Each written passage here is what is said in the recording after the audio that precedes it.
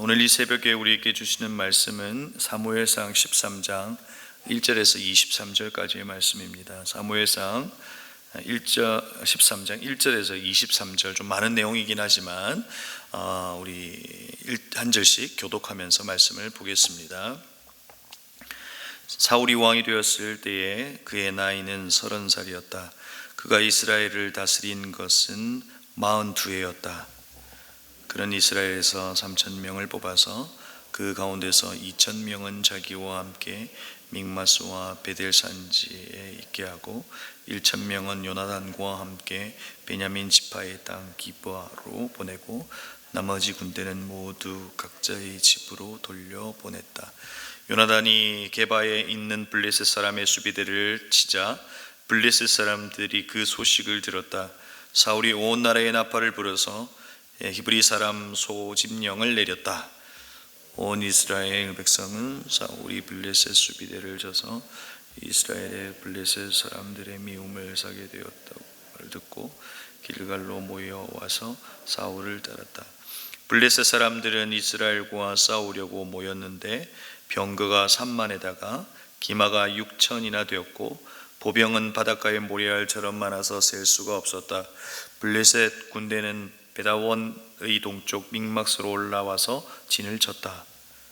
이스라엘 사람들은 자기들이 위급하게 되었다는 것과 군대가 포위되었다는 것을 알고는 저마다 굴이나 숲이나 바위 틈이나 구덩이나 웅덩이 속으로 기어들어가 숨었다. 히브리 사람들 가운데서 더러는 요단강을 건너 갓과 길르앗 지역으로 달아났다.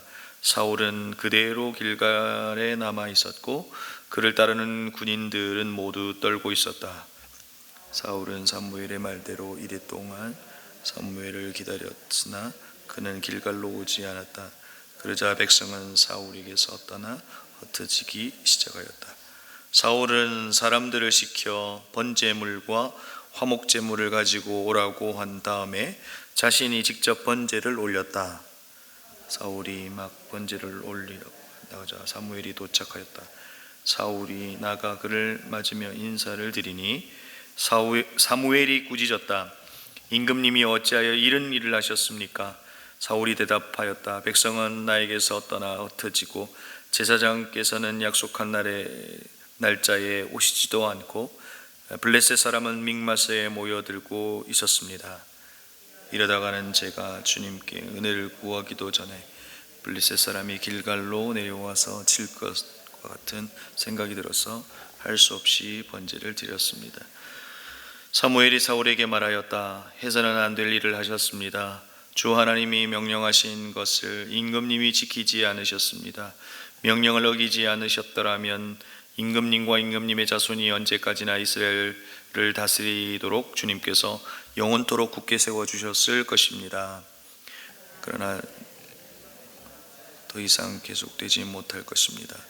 주님께서 임금님께 명하신 것을 임금님이 지키지 않으셨기 때문에 주님께서는 달리 마음에 맞는 사람을 찾아서 그를 당신의 백성을 다스릴 용도자를 세우셨습니다. 사무엘이 일어나서 길갈을 떠나 베냐민의 땅 기브아로 올라갔다. 사울이 자기와 함께 있는 백성들을 세워보니 약 600명쯤 되었다. 사울과 그의 아들 요나단은 자기들과 함께 있는 백성을 거느리고 베냐민 땅 게바에 머물고 있었고 블레셋은 군대의 믹마스에 진을 치고 있었다. 블레셋 진영에서는 이미 특공대를 셋으로 나누어 습격하려고 출동하였다. 한 부대는 수알 땅 오브라 쪽으로 가고 다른 한 부대는 베토른 쪽으로 가고 나머지 한 부대는 스보임 골짜기와 멀리 광야가 내려다 보이는 경계선 쪽으로 떠났다. 당시 이스라엘 땅에는 대장장이가 한 명도 없었다. 히브리 사람이 칼이나 창을 만드는 것을 블레셋 사람들이 허용하지 않았기 때문이다. 이스라엘 사람들은 보습이나 곡괭이나 도끼나 낫을 있으면 블레셋 사람에게로 가야만 하였다. 보습이나 곡괭이를 버리는 데는 3분의 2 세겔이 들었고 도끼나 낫을 가는 데는 3분의 1 세겔이 들었다. 그래서 전쟁이 일어났을 때에 사울과 요나단을 따라 나선 모든 군인의 손에는 칼이나 창이 없었고 오직 사울과 그의 아들 요나단의 손에만 그런 무기가 있었다. 함께 읽겠습니다. 블레셋 군대의 전초부대에는 이미 믹마석 위에 나와 있었다. 아멘. 사랑하는 성도 여러분, 여러분의 삶에 성공이 있다면 그 성공의 이유는 무엇입니까? 오늘 성공적인 왕정 정치를 꿈꾸는 42세 된 우리 사울 왕을 보고 있습니다. 오늘 우리는 사울의 모습 속에서 우리의 성공의 이유, 우리의 가능성과 승리의 이유가 무엇이어야 하고 누구여야 하는지를 살펴보겠습니다. 사무엘상을 묵상하면서 궁금한 것이 생겼습니다. 지금부터 3000년 전에 이 땅의 모습은 좀 어땠을까 하는 것입니다.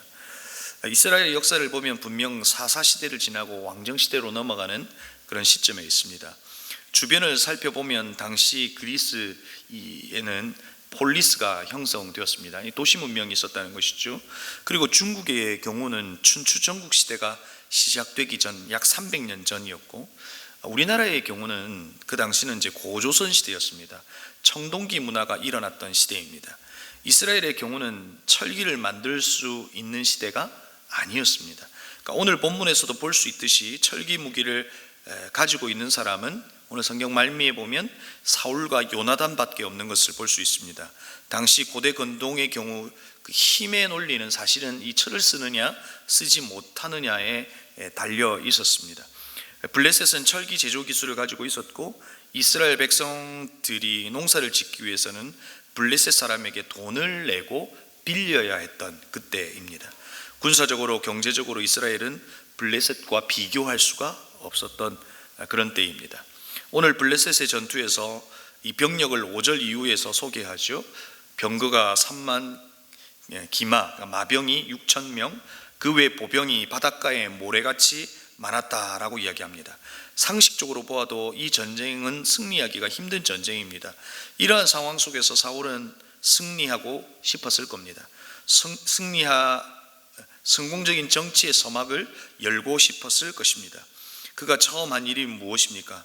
2절에 보면 그는 이스라엘에 3,000명을 뽑아서 그 가운데서 2,000명은 자기와 함께 믹마스와 베델 산지에 있게 하고 1,000명은 요다단과 함께 베냐민 지파의 땅 기브아로 보냈고, 또 나머지 군대는 모두 각자의 집으로 돌려보냈다라고 2절에서 기록하고 있습니다. 그가 처음 한 것은 사람을 모으는 것이었고, 그리고 별동네를 조직하여 자기 편에 2,000명, 요나단에게 편에 1,000명을 붙였습니다.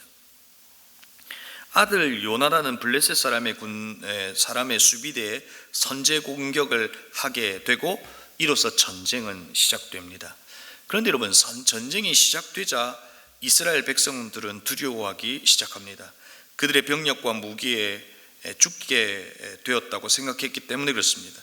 그들은 수풀과 바위 틈과 은밀한 곳과 웅덩이에 숨기 시작합니다. 그리고 오늘 성경에 보면 어떤 사람들은 요단강을 건너서 갓과 길르앗 땅으로 도주하는 것을 볼 수 있습니다. 지금 저희들 이제 보면서 러시아가 동원령을 명령했고, 마치 여기 러시아의 모습을 보는 것과 같기도 합니다. 온 백성이 두려움 속에 있음을 7절에서 소개하죠. 사울은 아직 길가에 있고 그를 따른 모든 군인들, 사실 군인들이라기보다는 당시 그냥 이스라엘 백성들이죠. 백성들은 떨더라라고 기록하고 있습니다. 사울은 길갈에 머물고 있습니다. 사무엘과 정한 약속이 있었기 때문입니다. 이래 동안 기다리다가 약속했지만 두려움의 강도는 점점 높아지고 사람들은 흩어지기 시작합니다. 사울은 조급해집니다. 사울은 번제와 화목제를 가져오게 하고 자신이 직접 그 번제를 드리고 있습니다. 제사를 드리자마자 사무엘이 도착하고 사울은 사무엘에게 변명하기 시작합니다. 12절 하반절에 개역개정으로는 이렇게 기록되어 있습니다. 부득이하여 번제를 드렸나이다 하니라. 이에 사무엘은 안타까워하며 말합니다. 그 13절 말씀입니다. 해서는 안 될 일을 하셨습니다. 주 하나님이 명하신 것을 임금님이 지키지 않으셨습니다. 명령을 어기지 않으셨더라면 임금님과 임금님의 자손이 언제까지나 이스라엘을 다스리도록 주님께서 영원토록 굳게 세워주셨을 것입니다. 여러분, 오늘 이 성경에서 나타나 있는 이 사무엘의 안타까움은 무엇입니까? 우리의 전쟁은 사람의 전쟁이 아니라 야훼의 전쟁이라는 겁니다. 우리의 힘을 과시하는 것이 아니라, 그 전략을 잘 짜서 그 전쟁을 승리하게 하는 것이 아니라 왕의 왕이 되신 하나님의 전쟁이라는 것을 왜 몰랐냐고 이야기하고 있는 것입니다. 그런데 여러분, 오늘 사울의 모습이 우리의 모습과 너무 닮아 있지 않습니까? 우리의 삶을 전쟁에 비교해서 말하기도 합니다. 우리의 삶이 전쟁과 같다라고 말하기도 한다는 것이죠. 전쟁과 같은 우리의 삶의 주인, 주관자, 승리케 하는 분은 하나님임에도 불구하고 부득이하여 번제를 드렸나이다 라고 말하는 사울처럼 부득이하게 세상의 방식을 따랐습니다. 부득이하여 나의 방식을 따랐다라고 하는 그 변명의 말이 우리 안에 있는 것을 보기도 합니다. 사랑하는 성도 여러분, 오늘 하나님은 사울과 이스라엘의 하나님이 되고 싶었습니다. 이들의 왕이 되시고 이들의 가능성이 되고 싶었던 겁니다. 계속해서 사무엘상에 흐르고 있는 하나님의 마음은 여러분 무엇입니까? 우리가 어제 보았던 12장 16절의 말씀이죠. 너희는 이제 가만히 서서 여호와께서 너희 목전에서 행하시는 이 큰 일을 보라라고 하나님께서 말씀하셨습니다. 여러분, 이 말씀은 홍해 앞에서 하신 말씀입니다. 또한 이 말씀대로 사울과 이스라엘 백성들은 미스바에서 큰 일을 행하시는 하나님을 본 것입니다. 너희는 가만히 있어. 여러분, 이 말의 의미가 무엇일까요? 이 말의 의미는 가장 힘없이 우두커니 서 있는 것, 그런 있으라는 말이 사실상 아닙니다. 하나님을 바라보라는 겁니다. 하나님께 모든 것을 위탁하라는 것입니다. 이것이 가만히 있는 것 같지만 하나님의 백성에게는 가장 역동적이고 가장 적극적인 방식이라는 겁니다. 우리를 다스리시는 그 왕이신 그 하나님을 가만히 있다는 것은 아무것도 하지 않는 것이 아니라 가장 적극적인 형태에서 그분을 바라보는 것입니다. 그렇게 할 때 우리는 하나님의 하나님 되심을 경험하게 되는 겁니다. 너의 목전에서 행하시는 이 큰 일을 보라, 주의 일하심을 볼 수 있다는 겁니다. 이것이 하나님을 왕되시게 하는 하나님의 백성의 방식이라는 겁니다. 우리의 탁월함을 하나님 앞에서 드러내는 것이 아니라 우리는 하나님의 백성이고 하나님은 왕이시라고 하는 것을 인정하고 너희는 가만히 있어 하나님을 가장 적극적인 형태에서 그분을 바라보는 겁니다. 그럴 때 우리의 삶에 하나님의 왕 되심을 경험한다는 겁니다. 사랑하는 성도 여러분, 여러분의 승리의 방식이 무엇입니까? 그리고 승리의 이유가 무엇입니까? 여러분의 승리의 방식이 하나님 앞에 무릎을 꿇고 예배하는 것이 되기를 바랍니다. 여러분의 승리의 이유가 하나님이 되실 수 있기를 바랍니다. 사울과 다윗의 가장 큰 차이가 무엇입니까? 전쟁 앞에서 사울이 가장 먼저 한 일은 사람을 모으고 자신의 방식대로 전략을 세우는 것이었습니다. 그러나 다윗은 하나님 앞에 무릎을 꿇었다는 겁니다. 이것이 전쟁 앞에 나아가는 사울과 다윗의 가장 극명한 차이입니다. 여러분은 이 땅에서의 삶의 전쟁을 어떻게 치르고 계십니까? 사울의 모습이 아니라 다윗의 모습으로 여러분의 삶의 방식이 아니라 하나님의 방식이 있다는 것을 기억하여 하나님 앞에 무릎을 꿇고 그 전쟁을 시작하는 저와 여러분이 되기를 주의 이름으로 축복합니다. 저와 여러분의 삶에 하나님이 왕이 되시기를 원하십니다. 하나님이 우리의 가능성이 되시기를 원하신다는 겁니다. 우리가 그분을 왕으로 인정해 드릴 때 왕이신 하나님께서 우리의 삶을 친히 다스려 주실 것입니다. 전쟁과 같은 우리의 삶에서 주님께서 그 전쟁을 치러 주실 것입니다. 우리는 목전에서 주의 일하심을 바라보는 겁니다. 주의 살아계심과 그의 왕 되심을 바라보며 우리의 입으로 그분을 찬양하는 겁니다. 하나님이 우리의 왕이십니다. 전쟁 앞에서 살아가는 저와 여러분의 삶의 방식이 이와 같기를 소망합니다. 하나님이 우리의 왕이십니다. 오늘 여러분, 이 새벽에 여러분의 고백이 하나님은 나의 왕이십니다. 그 고백으로 오늘 성전의 문을 나서실 수 있기를 바랍니다. 오늘 하루 우리의 삶에 하나님이 온전히 나를 다스리시는 분이 나의 왕 하나님이십니다 라고 하는 이 고백이 우리의 신앙의 고백으로 그리고 우리의 삶으로 드러날 수 있기를 주의 이름으로 축복합니다. 기도하시겠습니다. 이 시간 말씀을 기억하며 기도하겠습니다. 우리는 사무엘상을 통해서 새로운 왕정 정치를 보고 있지만 새롭게 세워지는 왕을 보면서 우리는 무엇을 바라보아야 하는 겁니까? 우리의 왕은 하나님이시라고 하는 것을 바라보아야 합니다. 여러분은 어떻게 살아가고 계십니까? 하나님이 여러분에게 왕이 되시기를 원하십니다. 하나님 내 삶에 하나님이 우리의 왕이 되어 주옵소서. 가장 완전하시고 가장 완벽하신 하나님이 나의 삶의 왕이 되어 주옵소서. 우리의 가정의 왕이 되어 주옵소서. 우리의 공동체의 왕이 되어 주옵소서. 우리 첫 번째로 그렇게 기도했으면 좋겠습니다. 오늘은 목장을 위해서 기도하는 날입니다. 모든 목장 모임을 통해서 하나님의 살아계심을 경험하게 하여 주옵소서. 특별히 병상 가운데 있는 목원들이 있다면 그들의 이름을 불러가며 기도했으면 좋겠습니다.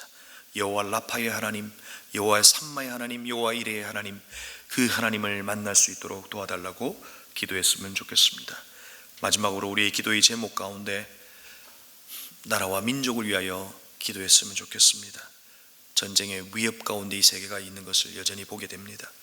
경제적 위기 앞에 서 있습니다. 우리에게 어떤 일이 일어날지 모릅니다. 하나님께서 이 나라의 왕이 되어 주옵시고 하나님이 세계와 민족 가운데 하나님의 왕이 되어 주옵소서. 이 역사를 주님께서 이끌어가 주시고 결국에는 하나님의 왕 되심이 증거되는 하나님 다스림이 될 수 있도록 오늘 이 시간 여러분 말씀을 기억하시면서 그리고 목장을 위해서 병상에 계신 분들과 그리고 나라와 민족을 위해서 이 시간 함께 기도하시고 여러분이 가져오신 기도의 제목으로 기도하시겠습니다.